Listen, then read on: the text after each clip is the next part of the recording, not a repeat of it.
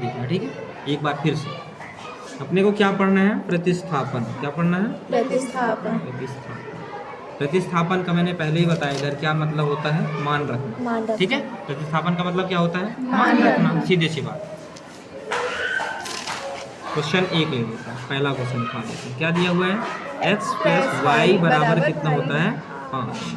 और दूसरा दिया हुआ है 2x - 3y बराबर 4। इसको समीकरण बना लेते हैं 1 और ये समीकरण 2। ठीक है, इतना समझ में आया ना?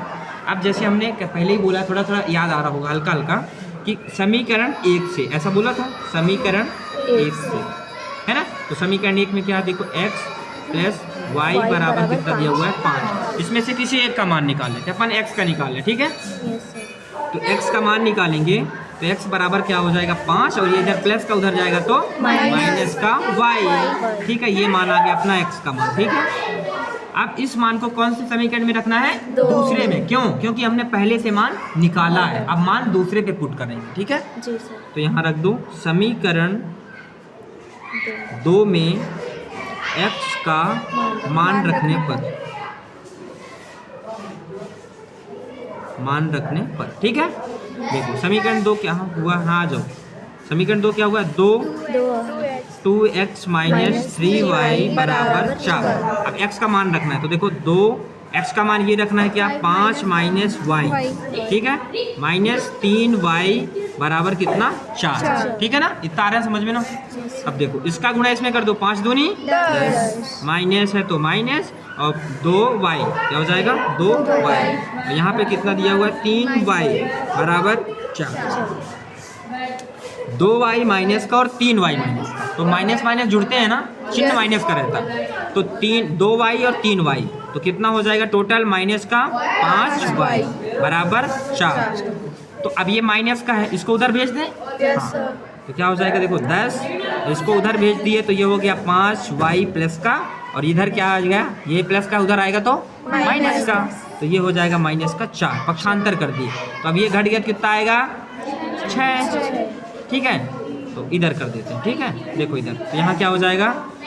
6 बराबर 5y, 6 बराबर 5y। ठीक है, इसको इधर कर लें, तो y का मान निकालेंगे तो क्या आ जाएगा? ये गुणे में उधर आएगा तो भाग में, तो 6/5 हो जाएगा। ये किसका मान आ गया? y का मान आ गया ना, y का मान। अब y का मान समीकरण किस में रखना पड़ेगा? किसी में भी रख दो, अब कोई दिक्कत नहीं रहता। 2 बार निकला ना तो कोई दिक्कत नहीं।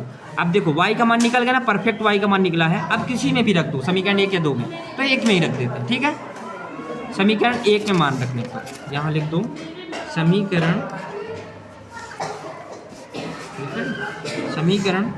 1 में मान रखने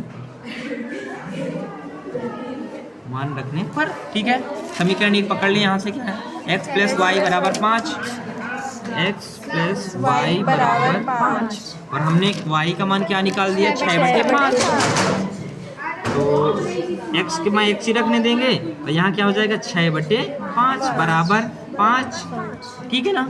अब देखो ये प्लस का है, और इसको उधर भेज दें तो किसका हो जाएगा? माइनस का, तो x हो जाएगा बराबर 5, तो है ही सही, लेकिन ये प्लस का उधर गया तो माइनस का 6/5।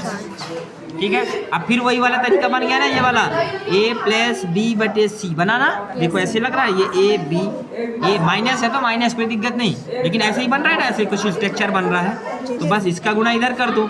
25, माइनस है तो माइनस, 6 है तो 6, अब ये दोनों के बटे में आ जाएगा क्या? 5 बराबर x। x का मान निकालेंगे, 6 घटाएंगे तो कितना आ जाएगा? 25 में 6 घटाएंगे तो कितना आ गया? 19। तो क्या हो जाएगा? 19/5। ये अपना, अब यहाँ लिख दो, अतः या फिर ऐसे करके लिख दो कि x बराबर क्या आ गया? 19/5, और देन y बराबर कितना आ गया? 6/5। 6/5 ये कहलाता है प्रतिस्थापन।